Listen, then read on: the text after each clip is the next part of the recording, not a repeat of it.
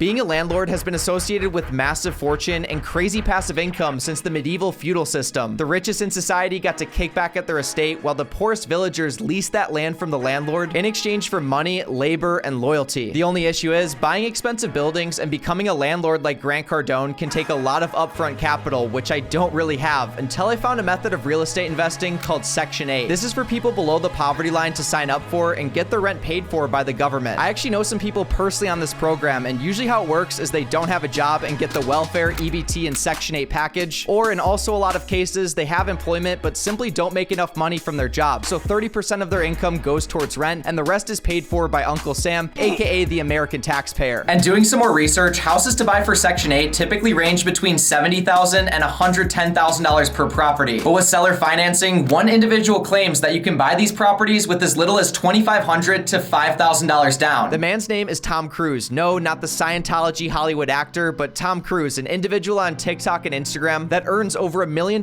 monthly from the Section 8 program. And I actually did a video with him about a year ago where he talked about his business, how he built it all up from nothing, and we also got to tour his $20 million house, expensive car collection, and $5 million yacht. He built this business up to insane cash flow in about 10 years, and for him to show you how to replicate his strategy, you have to sign up for his webinar, and I ended up paying $2,997 for his course, his software to find Section 8 properties, and personal training from him. It's right to be skeptical about online courses since there's definitely a ton of bad actors out there, so that's why I want to document my Section 8 journey from my personal experience, showing you guys the good, the bad, and the ugly. But the first thing we have to do is study. Why? I studied, bro. I knew what he liked. I watched the first few sections of his course pretty quickly, but now it's time to find the market where we're going to be investing into real estate. The tool I paid for highlights all the counties in the United States, from red being the worst to dark green being the best, based on how profitable they are for Section 8. I live in Milwaukee, Wisconsin, and funny enough, my county is highlighted in light green, meaning it's a good market for Section 8, but also not the best in the world. But for me, the benefit is it's a close market where I can go boots on the ground and explore some possible cheap houses to rent out. Now, as we make our way to the north side to explore some possible Section 8 acquisitions, this video is sponsored by Turo, the largest car sharing marketplace in the entire world, operating in the US, UK, France, Canada, and Australia. With Turo, you can choose from an extraordinary selection of over 1,400 makes and models of cars, from EVs, classic cars, economy cars like I personally rent out, or you can get something sporty or fast like this 2024 Nissan Z Nismo, which is my personal favorite car to rent in the Milwaukee area.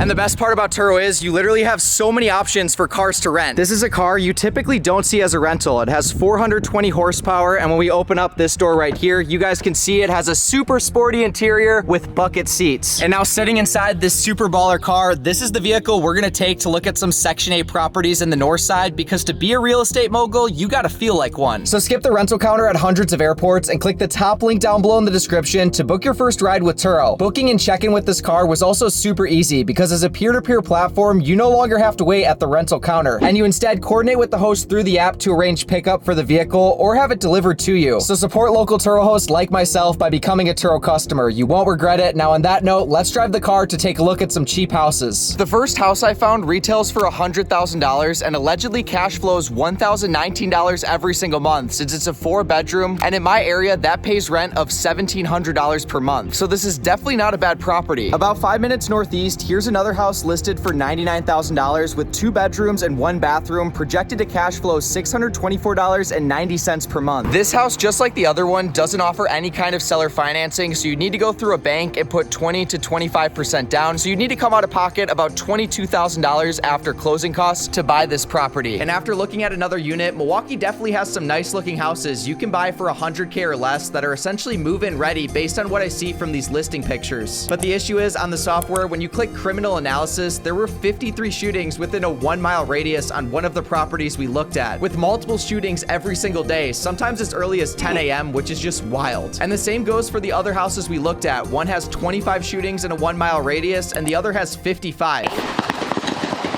Tom Cruise's course very specifically says don't buy in war zones. So I think it's time to explore another market for investing into real estate and maybe even find a property we can do seller financing for. And then we're gonna ask our mentor, Tom Cruise, to hear his thoughts. I just spent an hour at my desk researching and I found two interesting markets. The first one is Peoria, Illinois. They have a ton of cheap houses and they're about 3.5 hours away from me. And the other market is Rochester, New York. They also have a ton of cheap houses available and I found this one right here listed for $89,000. It has seller financing available, and when you click to see the photos, you guys could see the house is recently renovated. And after pitching Tom on all my research, he said New York is not landlord friendly whatsoever, meaning it's super difficult to evict bad tenants, and Wisconsin, where I live, is apparently extremely difficult to scale. So after a little bit of back and forth, he suggested we start buying houses in Missouri due to a large percentage of people on Section 8 and the current inventory available. So I got started forming a Missouri LLC with a registered agent. And the total cost for the LLC, EIN number, and registered agent was $100. Using that information, I created a company bank account, and the next step is to deposit $20,000. Boom, as you guys can see, $20,000 is now pending for my other account. And the next step is to get pre-approved via a DSCR loan. This is a type of loan real estate investors use that qualifies you for a property based on its projected cash flow rather than your personal income. So for example, if I buy a property for $90,000 projected to make $1,300 a month in rent on the Section 8 program, and it has monthly expenses including the mortgage, insurance, and property taxes of $750 monthly, that gives it a DSCR score of 1.8, and most lenders require at least a 1.2 to close the loan. The best part about these loans is it's all in the name of your LLC or business, and they don't require any personal tax returns or W-2s. The only downside is these loans typically require a larger down payment of 20 to 25%, a minimum credit score of 680, and they also usually require a certain level of liquid assets in reserve in case anything goes wrong. The other option is seller financing, which typically requires way less money down since you're financing with the home seller directly versus through a bank. But a lot of times these properties require way more repairs and maintenance, and they're also often distressed, since if you think about it, what other seller would agree to do financing with you directly versus through a bank and getting their money right away? Considering home repairs isn't necessarily my strong suit to say the least, I think the DSCR option is what we're going to be moving forward with, and that's pretty much where I'm at in my Section 8 journey right now. Approval for the loan and finding this Section 8 property can take some time, so if you guys enjoyed this one, be sure to drop a like. The next episode will be coming very soon where we buy the house, and in the meantime, we're going to try and build up this $20,000 nest egg even more so we have more options when we eventually buy this house. I'll see you guys in the next one. Peace out.